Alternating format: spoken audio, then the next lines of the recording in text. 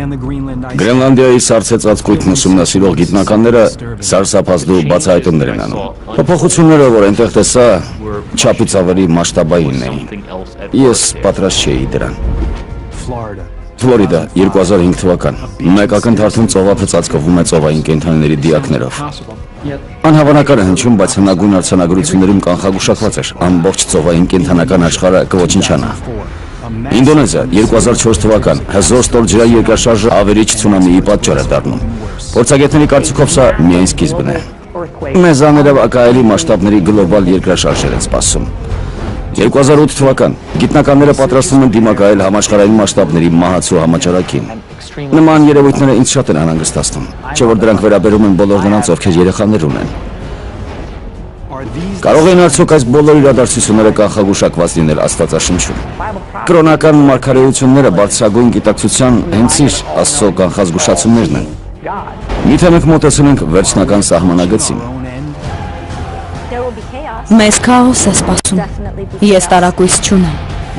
Մնում է միայն բացել աչքերը եւ մենք կտեսնենք, որ նրանք արդեն այստեղ են։ Աշխարհի վերջը գուժող 7 նշանները։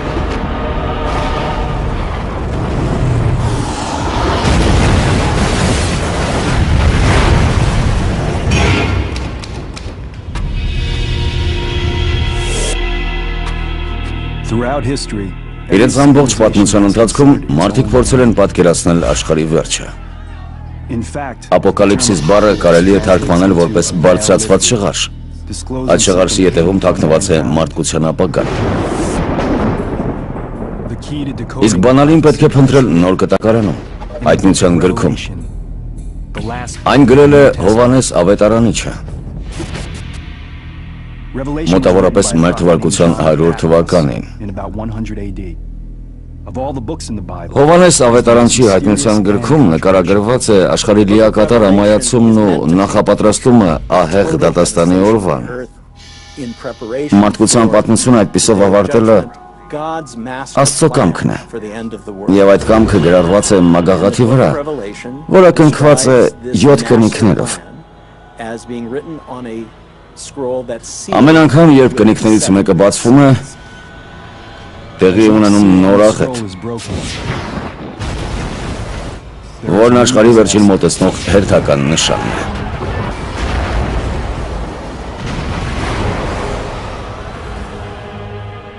Երկու հազար տարի այս մարգարեությունը մարդկանց մոտ սարսափ է առաջացրել։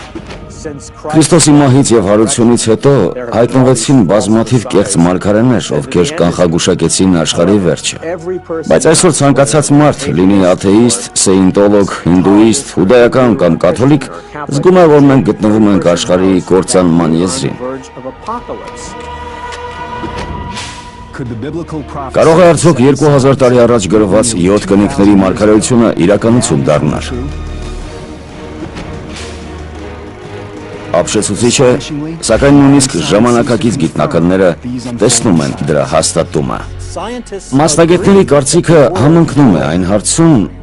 որ մեր քաղաքակրթությունը մոտ է իր վերջին։ Եվ այն, ինչ հիմա կատարվում է, մեծ մասամբ համընկնում է Հովհաննես Աստվածաբանի հայտնությունների հետ։ Նրանց համար, ովքեր հավատում են հայտնության գրքին, մարգարեության իրականացման նշաններն ակնհայտ են։ Աստվածաշունչն ուսումնասիրող մասնագետները վերցանել են հայտնության գրքում նկարագրված 4 հեծյալների կերպարների խորհուրդը։ Սպիտակ, կարմիր, սև եւ դեղնավուն նժույգների վրա նստած հեծյալները աշխարհին սոսկալի դժբախտություններ են բերելու։ Եթե մարգարեությունը սկսել է իրականանալ, հեծյալների բերած աղետները արդեն պետք է տեսանելի լինեն երկրագնդի վրա։ Դեղնավուն նժույգը խորհրդանշում է ժանտախտը։ Գարը բացեց 4-րդ կնիքը եւ այն ժամ ես նայեցի եւ իմ առջեւ հայտնվեց դեղնավուն նժույգը, որի հեծյալի անունն էր Մահ։ Հեծյալներից ամենասարսափելին անշուշտ 4-րդն է։ Դեղնավուն նժույգը համընդհանուր համաճարակի խորհրդանիշն է։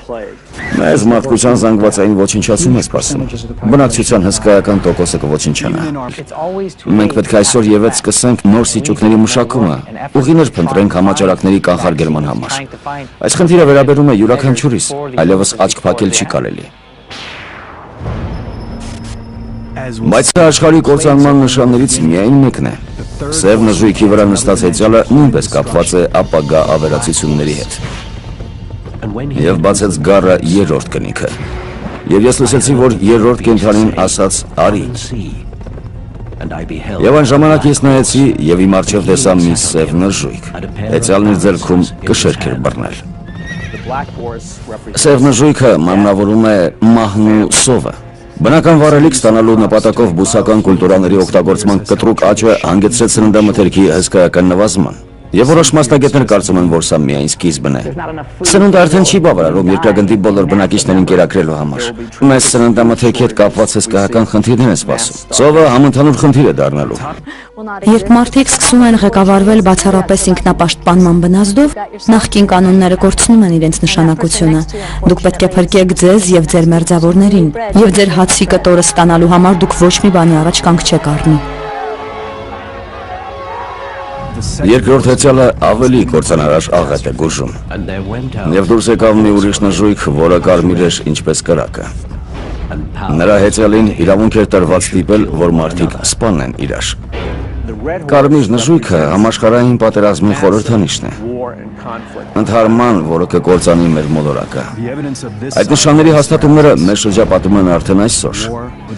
Ուր է տանում այս ճանապարհը։ Հոգևորի աշխարհիկ մասնագետները համամիտ են, որ մարդկության ոչնչացման հեռանկարը միանգամայն իրական է։ Չորրորդ, երրորդ եւ երկրորդ հեծյալների գոյության ապացույցներն ամենուրեք շրջապատում են մեզ։ Բայց դժոխքի սուրհանդակներից ամենասարսափելին շատերի կարծիքով առաջին հեծյալն է։ Եվ ահա տեսա մի սպիտակ նժույգ, որի հեծյալը մի աղեղ ուներ։ Նրան տրվեց մի պսակ։ Նա եկավ որպես հաղթող եւ հաղթելու համար։ Առաջին հեծյալը սատանայից հետո Աստվածաշնչյան ամենասարսափազդու կերպարն է։ Նրա անունը Հակաքրիստոս է։ Այդ մռայլ կերպարի հետ կապված գոյություն ունեն մի քանի պատմական մոլորություններ։ Երբ մարդիկ լսում են Հակաքրիստոս բառը, անմիջապես հիշում են սարսափ ֆիլմեր, 3-6-երի համակցությունը եւ վառվող աչքերով սատանայակեպ մարդուն։ Բայց Հակաքրիստոսը դևանման ֆյուրերը չէ, ում ճակատին սվաստիկա կա եւ ով զիքայել է բղավում։ Նա գալու է խաղաղություն կարոզելու մի այնպիսի ժամանակ, ինչպիսին հիմա է, երբ մարդիկ սարսափ են զգում ապագայի նկատմամբ։ Համառորեն հաշտության կոչեր անող մարդը կարող է իր կողմը գրավել առավելագույն քանակի կողմնակիցների։ Քաղաքական գործիչների մեծ մասից մարդիկ հենց նրան կնախընտրեն։ Ըստ հայտնության գրքի Հակաքրիստոսը անսպասելիորեն կացնի մութ ուժերի կողմը։ Աշխարհի ճակատագրի համար մղվող պայքարի եզրափակիչ մարտում նրան հատուկ դեր է հատկացված։ Դա Արմագեդոնն է։ Մենք հանդիպում ենք շատ բարդ խորհրդանիշերի։ Այդտեղ կան 7 կնիկներ, հրեշտակների 7 փողերը, իսկ հետո Աստծո ցասման 7 գավաթները։ Այս բոլոր կերպարները հայտնվում են որոշակի հերթականությամբ, հասնելով իրենց կիզակետին։ 7-ով հետ կապված մարգարեությունները իրենց մեջ են ներառում նաև սոսկալի երկնային պատժի մասին կանխագուշակումները։ Այդ փորձանքը մեզ կհասնի երկնքից։ Երկնքի աստղերն ընկան երկրի վրա։ Երկինքը գալարվեց մագաղաթյա գլանի նման։ Երկրի թագավորները, հրամանատարները, հարուստներն ու հզոր մարդիկ թաքնվեցին քարայրներում եւ լեռների ժայռերի ծերպերում։ Երկնքից ընկնող առարկաները բազմիցս հիշատակվում են հայտնության գրքում։ Դա կարող է երկնակարերի անձրև լինել։ Հնարավոր է նաեւ, որ երկիրը բախվի հսկայական աստերոիդի հետ։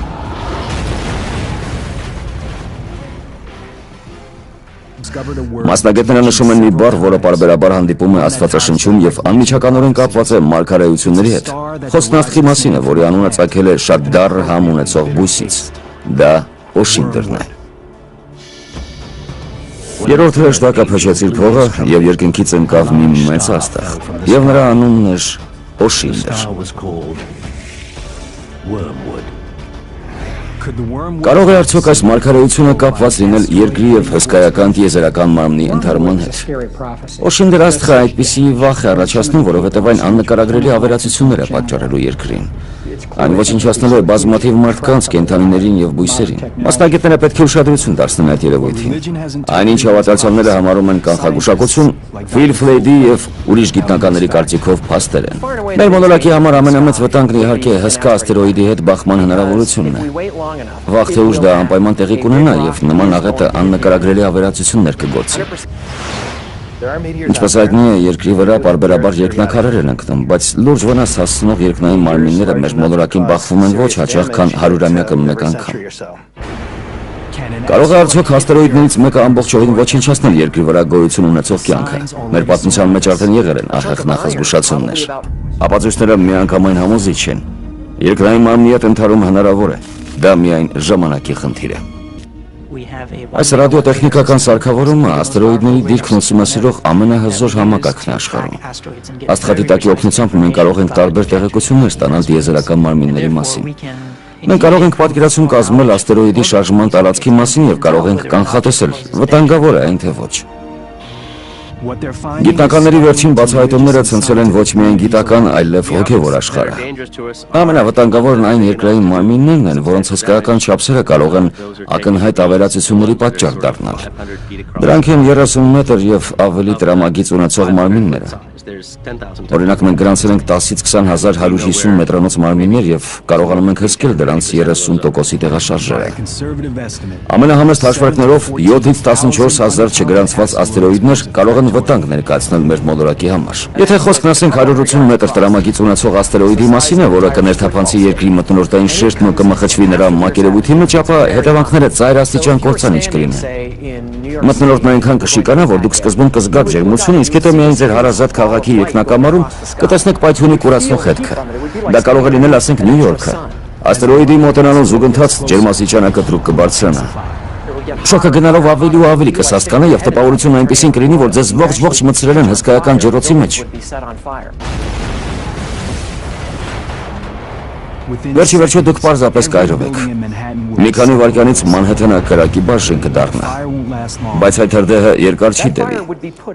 Հենց որ աստերոիդը հասնի մոլորակի մակերևույթին, կրակը կդադարի։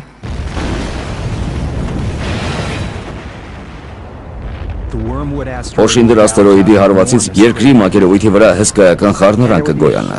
Եվ այդ ժամանակ պայթյունի ալիքը կսկսի ավերել անկման տեղանքում գտնվող բոլոր կառույցները։ 10 կիլոմետր շարավղի վրա գտնվող ամեն բան կոչնչանա։ Մանհեթենից ոչինչ չի մնա։ Աղետի չափերն այնքան մեծ կլինեն, որ ծովային կենդանական աշխարհի 3/4-ը կոչնչանա։ Ծովափները նույնպես կավերվեն։ Ծովի ջուրը կթունավորվի, կմահանան մարդիկ, կենդանիները, բույսերը։ Ավերածությունները աննկարագրելի չափերի կհասնեն։ Բայց աստերոիդի ընդհարման ամենասարսափելի հետևանքները կարող են ի հայտ գալ աղետից միայն 1 տարի հետո։ Այդ երևույթը կոչվում է հրաբխային ձմեռ։ Պայթյունի հետևանքով խառնարանից մթնոլորտ կնետվեն մոխիր ու բազմաթիվ կտորտանքներ։ Դրանք կփակեն արևի լույսն ու երկիրը կընկղմվի խավարի մեջ։ Կդադարի լուսասինթեզի գործընթացը, կսկսեն չորանալ բույսերը, կխախտվի սննդաշղթան, եղանակը կցրտի։ Վերջին հաշվով ընդհարման հետևանքները դեռ շատ երկար կազդեն մարդկանց կենսագործունեության վրա։ Եվ այսպես երկնքից իջած մահը միանգամայն իրական հեռանկար է, որը կանխագուշակել է Հովհաննես Աստվածաբանը իր հայտնության գրքում։ Բայց սա աստվածաշնչյան կանխատեսումների խորհրդավոր իմաստների որոնման միայն սկիզբն է։ Նրանք, ովքեր հավատում են աշխարհի վերջը գուժրող 7 նշաններին, խոսում են սարսափելի համաճարակի մասին, որն ընդունակ է ոչնչացնել միլիոնավոր մարդկանց։ Ամենասարսափելին դեռ առջևում է։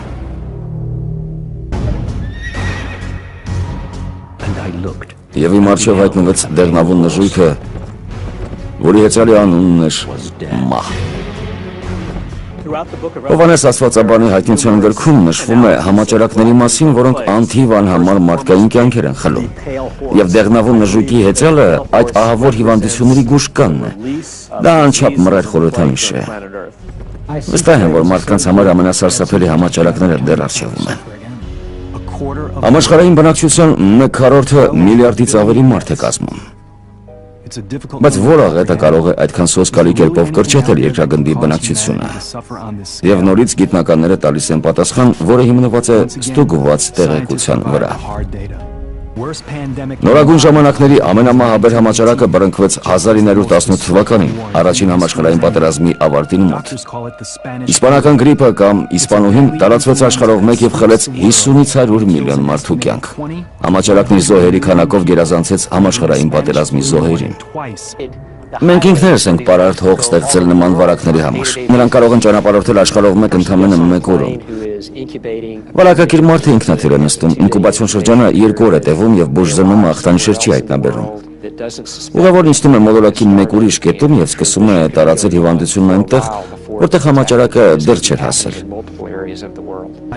Գոյություն ունի այնպիսի մի վտանգ, որն ավելի սարսափելի է մարդկության համար։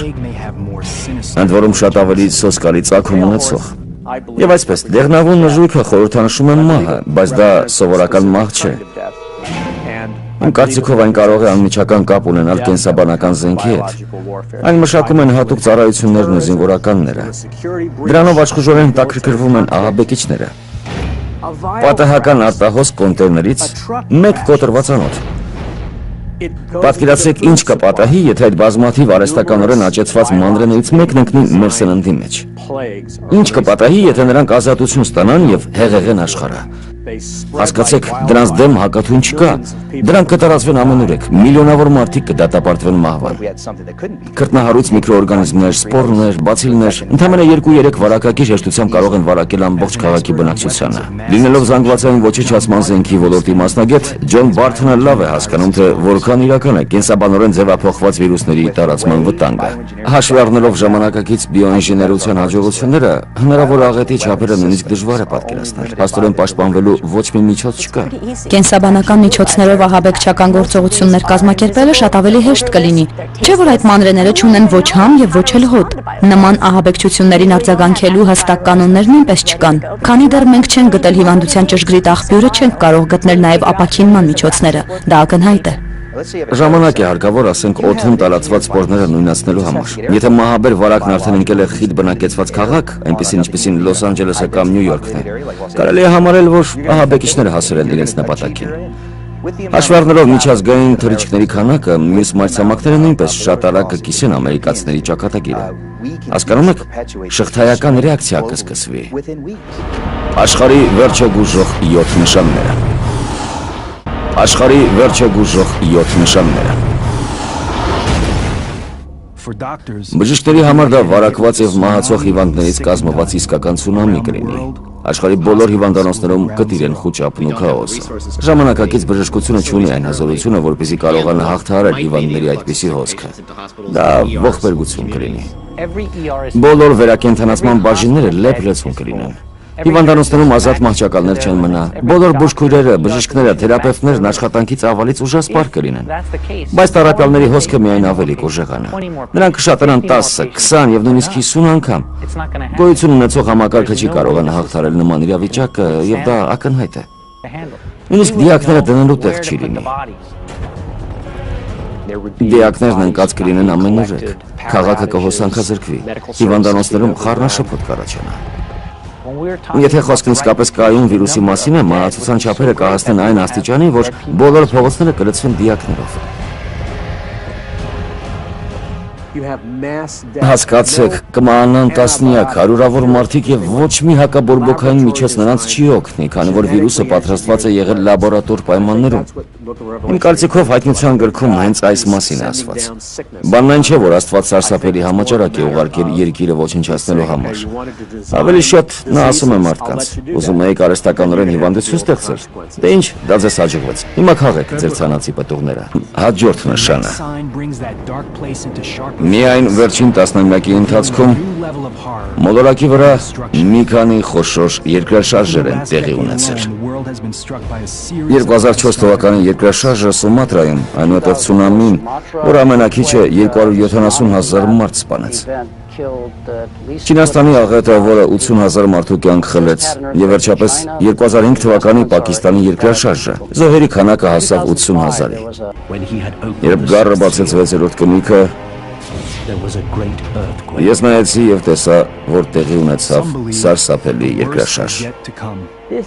Հավատացյալների կարծիքով վատագույնը դեռ առջևում է։ Մարդկության պատմության մեջ նման բան դեռ չի եղել։ Եվ այս աղետը անջնջելի հետ կթողնի, այն կցնցի մարդկանց միջև հոգու խորքը։ Պատկերացրեք հսկայական հազորության ստորգետնյա ցնցումների մի ամբողջ շարք, որոնք տեղի կունենան միաժամանակ տարբեր մայրցամաքներում։ Նման հեռանկարը նույնիսկ գիտնականներին է վախեցնում։ Զայրույթի 7-րդ գավաթի մասին հատվածում ասվում է, որ աշխարհին այնքան սարսափելի երկրաշարժեր են սպասում, որ մարդի վիճակի չէ նույնիսկ երևակայել։ Մոլորակի բոլոր լեռները գետնին կհավասարվեն, կղզիները փոշի կդառնան, ընդմիշտ կանհետանան քաղաքները։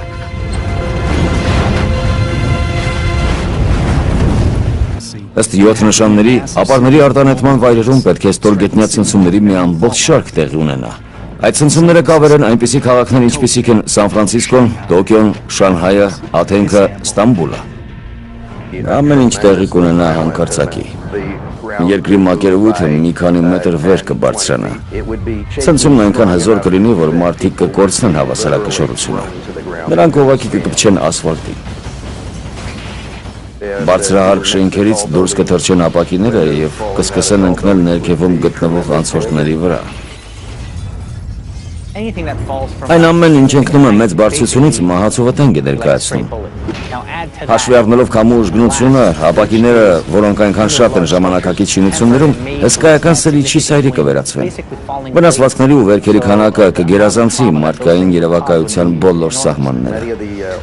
Հինաղյուսե տների մեծ մասը կփլվի։ Բետոնե հիմնակմախ ունեցող շենքերը կընկնեն առաջինը եւ մարդիկ կհայտնվեն հեռադիտակի նման իրար վրա դարսված հարկերի արանքում։ Մարդիկ կկորցնեն վերջույթները, կվնասվեն շատերի ներքին օրգանները, նրանց ում անմիջապես չեն կարողանա արյան փոխներարկում կատարել, անխուսափելի մահ է սպասում։ Նույնիսկ Լոս Անջելեսի գերամուր մետաղական հիմնակմախ ունեցող ժամանակակից շենքերը չեն կարող ամբողջովին անվտանգ համարվել։ Նրանք կսկսեն ճոճվել, բայց եթե երկրաշարժը մեր կանխատեսացի չափ ուժեղ լինի, նույնիսկ այդ երկնագերները հողին կհավասարվեն։ Մի քանի րոպեից ամեն բան կանդրդվի, բայց նրանց համար, ովքեր կվերապրեն առաջին հարվածը, մրցավանջը դեռ նոր է սկսվում։ Գազաթար խողովակների եւ փոկված էլեկտրալարերի պատճառով առաջացած հրդեհները կտարածվեն քաղաքով մեկ։ Միաժամանակ մի քանի վայրերում հրդեհներ կսկսվեն եւ դրանք բոլորը հանգցնելու հնարավորություն չի լինի։ Մինչ դուք կփորձեք հանգցնել մեկը, կբռնկվեն եւս մի քանիսը։ Դա ավելի հրդեհ է կոչվում։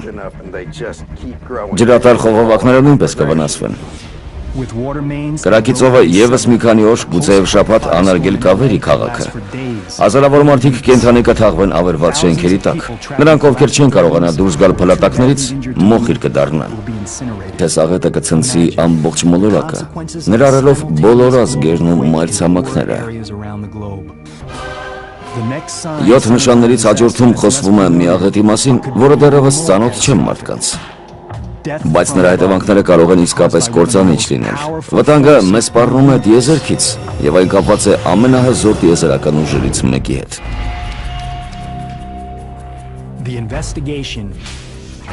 Մենք շարունակում ենք պարզել, թե ինչ է թաքնված աշխարհի վերջը գուժող 7 նշանների ետևում։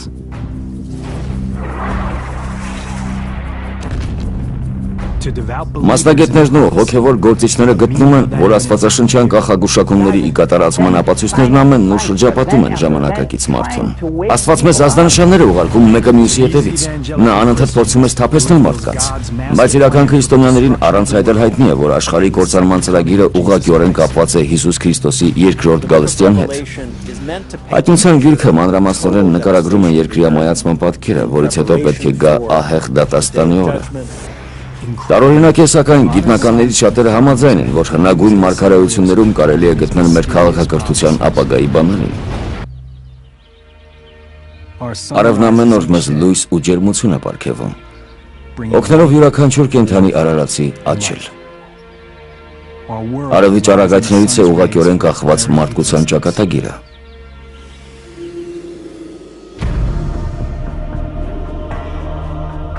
Բայց ինչպես պնդում են գիտնականները, այդ նույն լուսատուն կարող է երկիր բերել մահ, կործանում և խավար։ Ըստ աստվածաշնչյան մարգարեության, եթե հնչի հրեշտակի 4-րդ փողը, երկնքում հիրավի դիվային տեսարան կբացվի։ Երբ գառը բացեց 6-րդ կնիքը, խավարեց արևը եւ լուսինը ամբողջովին արյան գույն ստացավ։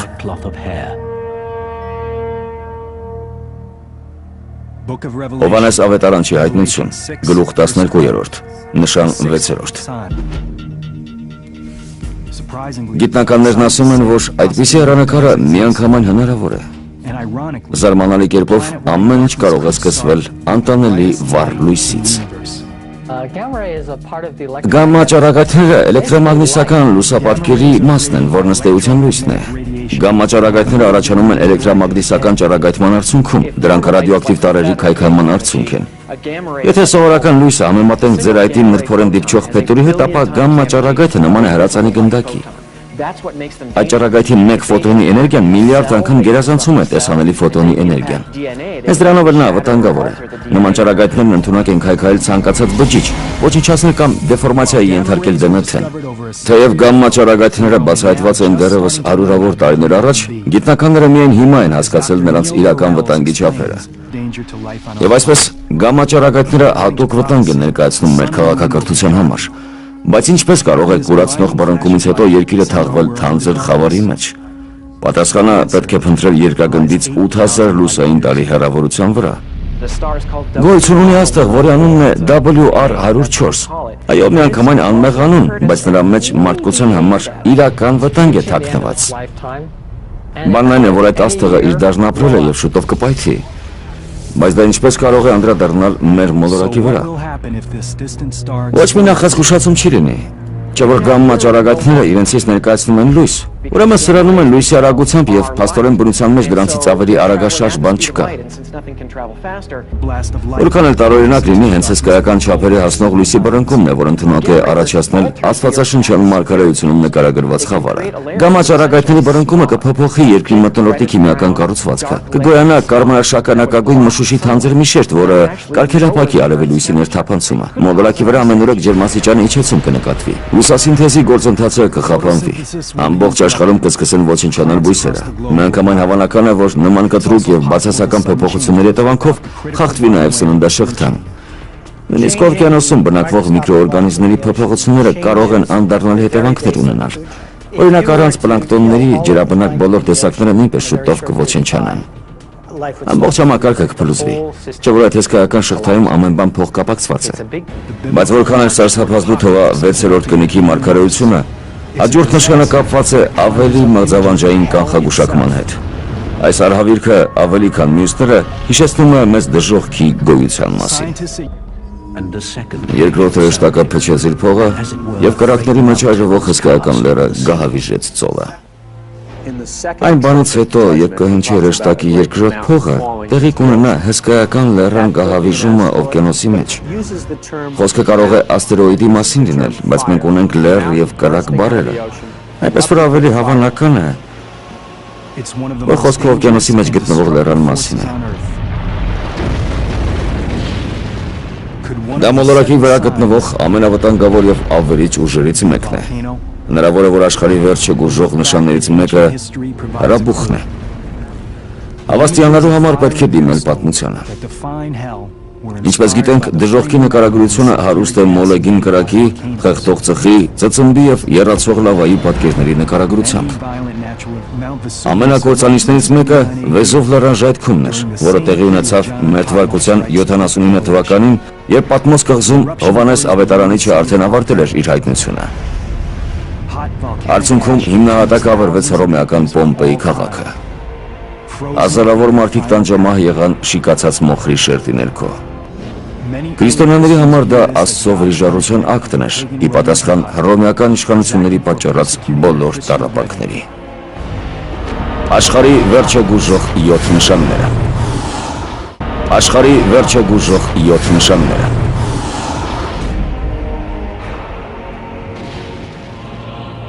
Բայց հրաբուխը, որի մասին խոսվում է 7 նշանների մարգարեության մեջ, անհնար է համեմատել մինչ այդ մարդկությանը վրա հասած որևէ արհավիրքի հետ։ Այն բանից հետո, երբ այդ առասպելական լեռը կփլվի օվկիանոսի մեջ, Աշխարհի 30 շնչավոր ամեն բան կոչնչանա։ Գոյություն ունեն արդյոք մեր մոլորակի վրա այնպիսի հրաբուխներ, որոնց ժայթքումը կարող է նման հետևանքներ ունենալ։ Որոշ մասնագետների կարծիքով, այո, նրանք կարող են մեզնից թաքնված լինել ջրերի խորքում եւ նույնիսկ օվկիանոսի ընդերքում։ Բնության նման երևույթները կոչվում են գերհրաբուխներ։ Գերհրաբուխը դա այն հրաբուխն է, որն ընդունակ է մեկ ժայթքման ընթացքում հարյուրավոր խորանարդ կիլոմետր մոխիր դուրս թքել։ Արտանետման ծավալը մոտ 150 անգամ կգերազանցի 1980 թվականին Սուրբ Հեղինե լեռան հրաբխի ժայթքման ծավալին։ Կարծիք կա, որ աշխարհում գոյություն ունի մոտ 10 այդպիսի հրաբուխ։ Նոր Զելանդիայում գտնվող Տուապոլիչը, Սանտորինիի Էգեյան ծովում, Նեապոլից ոչ հեռու գտնվող Ֆլեգրեյան դաշտերը, վայր որտեղ մի քանի հազար մարդ է ապրում։ Հրաբուխների մեծ մասի ժայթքումից հետո խառնարան է առաջանում։ Բայց եթե խոսքը գերհրաբուխի մասին է, մենք գործ ունենք դեֆորմացիայի այլ տեսակի հետ, որը կոչվում է կալդերա։ Դա գավաթ հիշեցնող խորություն է, հստակ գծագրված ձևով եւ բավական հաստ պատերով։ Նրա շարավիղը սովորաբար տասնյակ կիլոմետրեր է կազմում։ Դա բավական արտասովոր երևույթ է։ Միացյալ Նահանգների տարածքում մի քանի հրաբխային կալդերաներ կան։ Դրանք ինչ խոսք անկրկնելի տեսք ունեն, բայց միևնույն ժամանակ իրենցից մեծ վտանգ են ներկայացնում։ Ելոստոնում մի քանի հսկայական խառնարան կա։ Նրանցից մեկի տրամագիծը 2.5 կիլոմետր է։ Դժվար է պատկերացնել, որ հրաբխի ժայթքումը կարող է մագմայի այդպիսի հսկայական ծավալ արտանետել։ Ամեն դեպքում մասնագետներն ու հավատացյալները համամիտ են, որ գերհրաբխի ժայթքումը կարող է հանգեցնել այնպիսի ավերածությունների, որոնք հիմնովին կփոխեն մեր քաղաքակրթության ապագան։ Ամեն ինչ կսկսվի միջին հզորության ժայթքումներից։ Դրանք տեղի չեն ունենա միաժամանակ, ընդհակառակը, առաջացած մեկ անցքը կնպաստի հաջորդ արտանետումների շարանին, որոնք կտարածվեն ամբողջ կալդերայի տրամագծով։ Դա չտեսնված չափերի աղետ կլինի, որից հետո Ելոուստոունի գոյացությունները ամբողջովին կփլվեն, եւ պայթյունի հետևանքով մթնոլորտ կբարձրանա հրաբխային գազից եւ մոխրից կազմված 20 կիլոմետր բարձրությամբ սյունը։ Կալդերայի պայթյունի պատճառով շիկացած լավան հսկայական շիթերով կտարածվի շրջակայքում։ Այդ շիթերը կձգվեն մի քանի 100 կիլոմետր։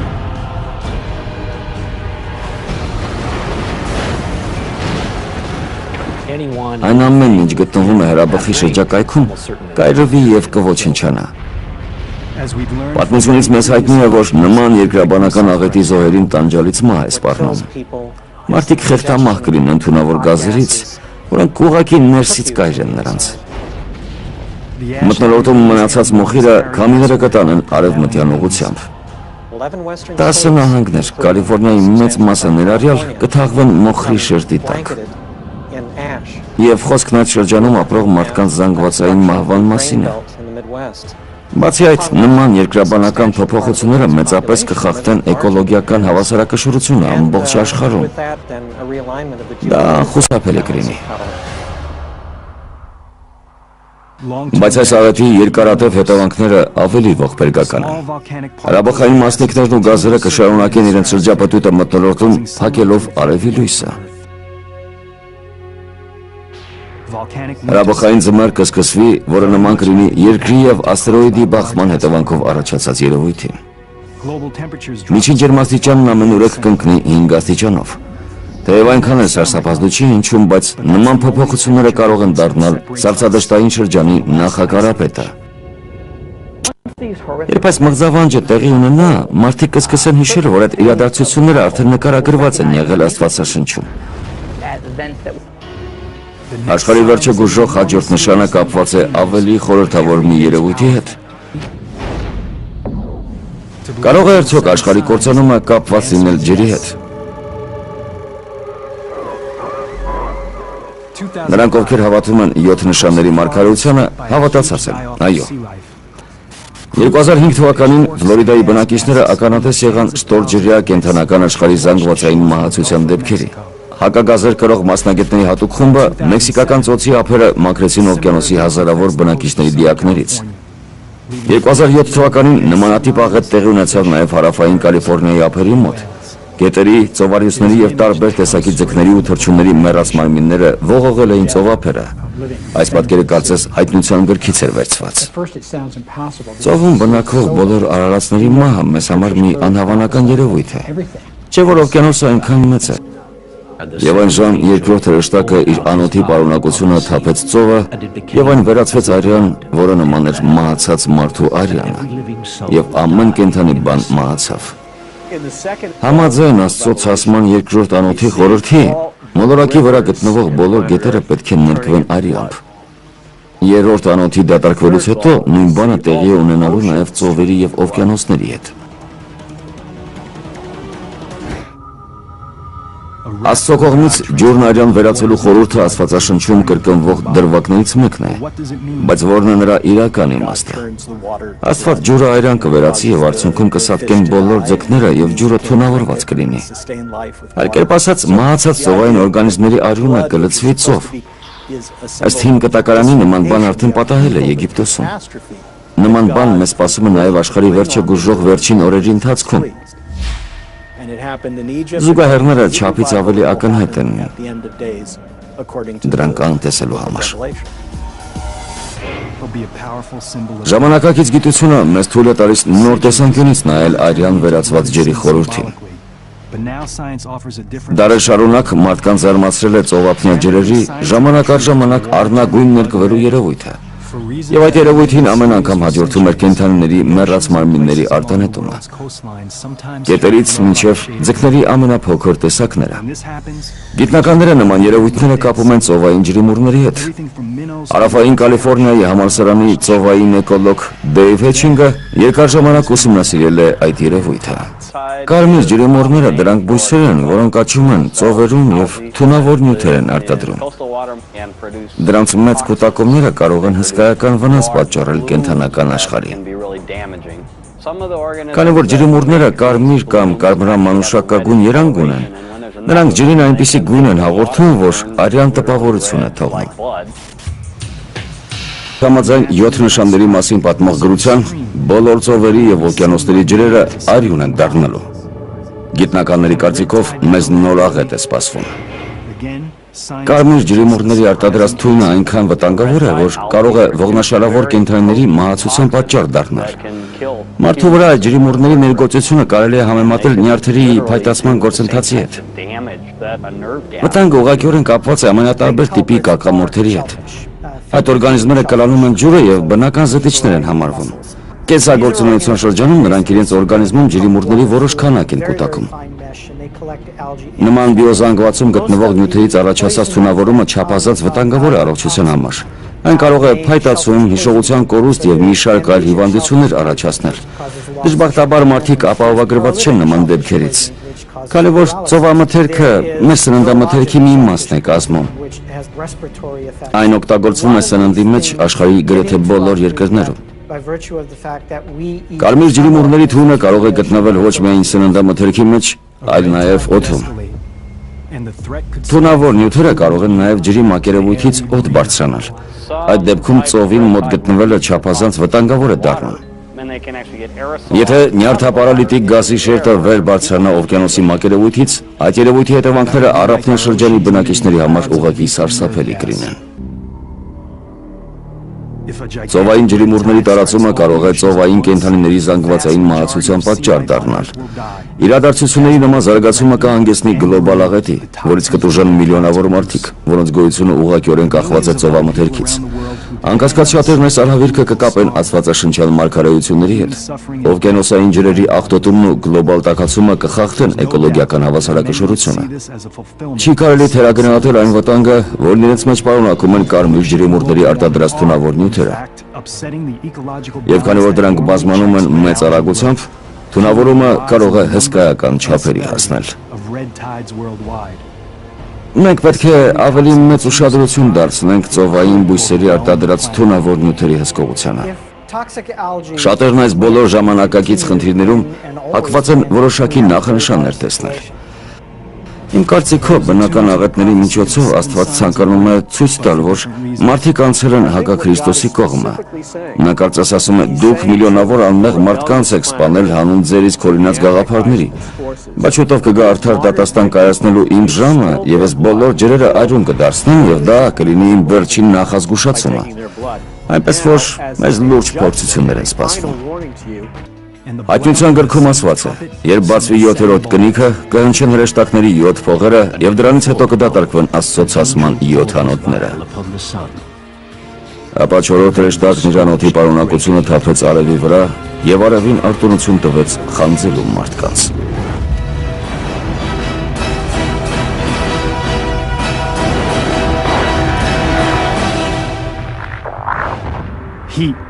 Գլոբալ տաքացումը մեր մոլորակի վրա տեղի ունեցող ամենավտանգավոր գործընթացներից մեկն է։ Գիտական խորհուրդն անհանգստացած է ջերմաստիճանի վերելքի տեմպերով, ինչի հետևանքները կարող են անկանխատեսելի լինել։ Տաքացումը տեղի ունենում ամենուրեք եւ պատահական չէ, որ այս երևույթի իրական ֆիզիկական պատճառը անհանգստացնում է մեզ։ Մենք անընդհատ ավելացնում ենք ջերմոցային գազերի մթնոլորտային արտանետման քանակը։ Իսկ դրա դառը պտուղները մեր երեխաներն են քաղելու։ Իսկ ձեր կարծիքով դա արդար է։ Ձյան և սառույցի ուսումնասիրությունների ազգային կենտրոնի աշխատակից Մարկ Սերեզեի համար գլոբալ կլիմայական փոփոխությունների պատճառը միանգամայն ակնհայտ է։ Հիմա արդեն որոշակիորեն կարելի է ասել, որ գլոբալ տաքացումը ուղղակիորեն կապ ունի ջերմոցային գազերի հետ։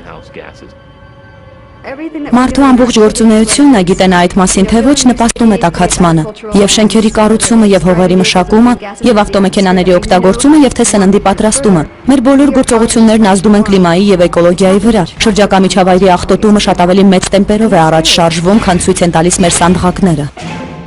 Հավատացյալների համար կլիմայական փոփոխությունները կապված են աշխարհի վերջը գուժող ավելի խոշոր աղետի կանխագուշակության հետ։ Մարդիկ մեռնելու են շոքից, արևի ճառագայթումից եւ թունավորումից։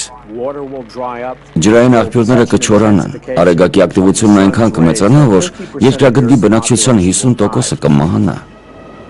Ջերմաստիճանի բարձրացումը գործի կդնի շղթայական ռեակցիա։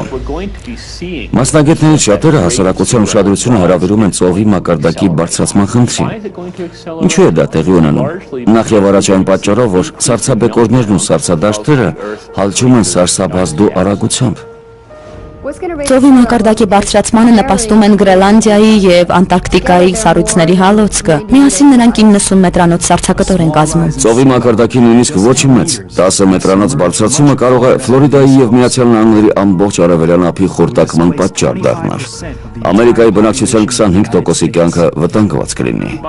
Կարելի է ասել, որ մեր օրերում ափամերձ շրջաններում սեփականություն ձեռք բերելը այլևս անվտանգ չէ։ Գնալով ավելի շատ մարդիկ են սկսում գիտակցել այս հանգամանքը։ Գիտնականներից ոմանք կանխատեսում են, որ ծովի մակարդակը ավելի է բարձրանալու եւ հասնելու է ընդհուպ 90 մետրի։ Սա իրոք կարող է աստվածաշնչյան չափերի աղետ դառնալ։ Ջրի տակ կանցնեն Լոնդոնը, Վենետիկը, Ամստերդամը, Բեռլինը եւ նույնիսկ Փարիզը։ Մարդկանց ներկայիս վերաբերմունքը էկոլոգիայի եւ կլիմայի նկատմամբ չի կարող անհետևանք մնալ։ Վերջին 100-ամյակի ընթացքում իրավիճակն անընդհատ վատանում է։ Պատրաստ ենք մենք գլոբալ տաքացմանը թե ոչ, ցույց կտա ժամանակը։ Սակայն 7 նշաններից վերջինի կանխագուշակած աղետն այնքան հրեշավոր է, որ ոչինչ չի կարող օգնել մեզ նրանից փրկվելու համար։ Բալու եւ Չարի վերջին ճակատամարտը կոչվում է Արմագեդոն եւ այն անկասկած աշխարհի երեսից կջնջի ամեն բան։ Ակնհայտ է, որ եզրափակիչ, բայց ամենադաժան փորձությունը կապված է լինելու վերջին նշանի հետ։ Դա Արմագեդոնն է։ Եվ այն ժամ տեսա ես Գազանին եւ երկրային թագավորների իրենց բանակներով, որոնք հավաքվել էին կռվելու ձիու վրա նստածի եւ նրա բանակի դեմ։ Ըստ հայտնության գրքի առաջին հեծյալը նորից է հայտնվում եւ այս անգամ նրա անունը հայտնի է մեզ։ Հիսուսի դեմ է դուրս գալու հակաքրիստոսը։ Հենց դա էլ կլինի պատմության մեջ Բարու եւ Չարի վերջին կռիվը։ Այդ կռվի մասշտաբները հնարավոր չէ պատկերացնել։ Աշխարհի բոլոր ազգերը կներգրավվեն այդ պատերազմի մեջ։ Մենք գիտենք նաև այն վայրը, որտեղ տեղի կունենա ճակատագրական պատերազմը։ Իսրայելի տարածքում Իգիդա անունով մի քաղաք կա։ Պատմության ընթացքում 20-ից ավելի ճակատամարտեր են եղել գրավելու համար այդ քաղաքի տարածքը։ Արմագեդոնի մասին մարգարեությունը պատմական մեծ նշանակություն է ունեցել։ 11-ից 13-րդ դարերում պատերազմող խաչակիր ասպետները 7 նշանների հայտնությունը կյանքի կոչել է իրենց սրբազան առաքելությունն էին համարում։ Խաչակիրների բանակը կռվում էր Քրիստոսի դրոշի ներքո։ Նրանց գլխավոր նպատակը սրբազան հողն էր, որն անհրաժեշտ էր ետ խլել սատանայական հորդաներից։ Ոմանց համար միջուկային պատերազմի վտանգը միշտ կապված է եղել Արմագեդոնի ըմբռնման հետ։ Տեսեք, թե այսօր աշխարհում ինչքան միջուկային զենք կա։ Այն էլ այն դեպքում, երբ մենք համարյա ոչինչ չգիտենք կենսաբանական զենքի մասին, որը ստեղծվում է լաբորատոր պայմաններում։ Կարելի է արձանագրել, որ պատմության մեջ մարդկությունը դեռ երբեք հաշված օրերում մեր մոլորակը վերացնելու համար նման հարուստ զինապահեստ չի ունեցել։ Երբեք։ Բայց այս ամենի իմաստը մարդկության լիակատար ոչնչացումը չէ։ Խոսքն ավելի շուտ հոգևոր հայտնության մասին է։ 7 նշանների մարգարեության գաղտնի իմաստի վերծանումը ցույց տվեց, որ մարգարեն նախազգուշացրել է. մեզ հրեշավոր մասշտաբների հասնող աղետների շարք է սպասում, որոնցից յուրաքանչյուրին խորհրդանշում է հեծյալներից մեկը, եւ այդ աղետների կիզակետը կհանդիսանա բարու եւ չարի վերջին ճակատամարտը։ 7-րդ նշանի գուժած աննկարագրելի ավերածություններից հետո մարդիկ տարօրինակ պայծառացում կզգան։ Հավատացյալները գիտեն, որ Արմագեդոնը բոլորովին էլ կյանքի ոչնչացում չի նշանակում։ Եվ այժմ ես տեսա երկնքից իջնող հրեշտակի։ Նա բռնեց վիշապին, որը հենց ինքը սատանան էր, եւ անդունդը շպրտեց։ Արմագեդոնն ավարտվեց, սատանան պարտված է, բարին հաղթեց չարին։ Երկիրը պատրաստ է իր գոյության նոր դարաշրջանին նշանավորված խաղաղությամբ եւ ուրախությամբ։ Եվ ահա թե ինչ եզրակացություն ասենք, Աստված շանթահարող մի բռնակալ չէ, Աստված սեր է, եւ հայտնությունը մարդկանց առաջ կբացի անսպար սիրո աղբյուրը։ Հենց դրա մեջ է դրա իմաստը, եւ ոչ թե տառապանքների ու աղետների։ Ամբողջ իմաստը սիրո վրա հիմնված նոր աշխարհի ստեղծումն է։ Այո, մարգարեությունը պետք է ստիպի մարդկությանը սրբազան վախ զգալ, բայց այն լավատեսական նոտայով է ավարտվում։ Մարդկանց մեջ ապրող հույսի անսահման զգացումն է, որ 7 նշանների արդիականության հավերժ երաշխիքն է հանդիսանում։